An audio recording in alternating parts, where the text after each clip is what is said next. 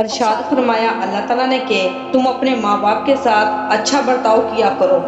اگر تمہارے سامنے ان میں سے ایک یا دونوں کے دونوں بوڑھے ہو جائیں تو ان کے سامنے ہو بھی نہ کرنا اور نہ ان کو ڈانٹنا اور ان سے ادب کے ساتھ بات کرنا اور ان کے سامنے عاجزی سے جھکے رہنا اور ان کے لیے یوں دعا کرتے رہنا، اے میرے رب ان دونوں پر رحمت فرما جیسا کہ انہوں نے مجھ کو بچپن میں پالا ہے۔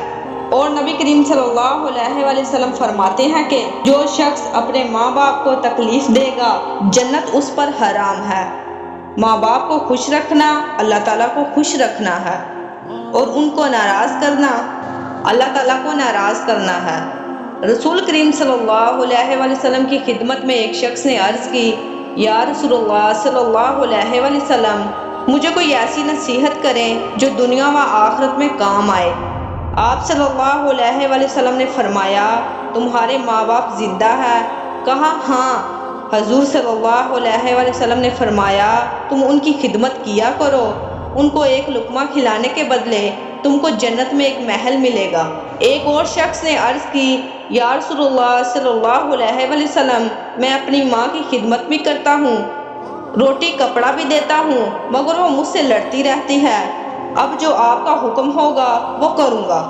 نبی پاک صلی اللہ علیہ وآلہ وسلم نے فرمایا، تم اپنی ماں کی خدمت کرو، قسم ہے اللہ تعالیٰ کی، اگر تم اپنے بدن کے گوشت کا ٹکڑا بھی اپنی ماں کو کھلا دو گے تو چوتھائی حق بھی اس کا ادا نہ ہوگا۔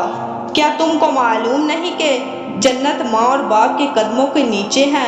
ماں باپ کا یہ رتبہ سن کر اس شخص نے رو کر کہا، یا رسول اللہ صلی اللہ علیہ وآلہ وسلم، آپ سچ فرماتے ہیں، قسم ہے مجھ کو اس خدا کی جس نے آپ کو سچا رسول بنایا، اب میں اپنی ماں کی خوب تابعداری کروں گا۔ بس وہ اپنی ماں کے پاس آیا اور اس کے پاؤں چوم کر کہا، اماں جان، مجھ کو اللہ کے رسول نے یہی حکم دیا ہے کہ میں اپنی ماں کی خدمت کروں اور اس کو راضی رکھوں۔ ماں نے خوش ہو کر بیٹے کو گلے سے لگایا اور اللہ و رسول صلی اللہ علیہ وآلہ وسلم کی خوشی خوشی تعریف بیان کی۔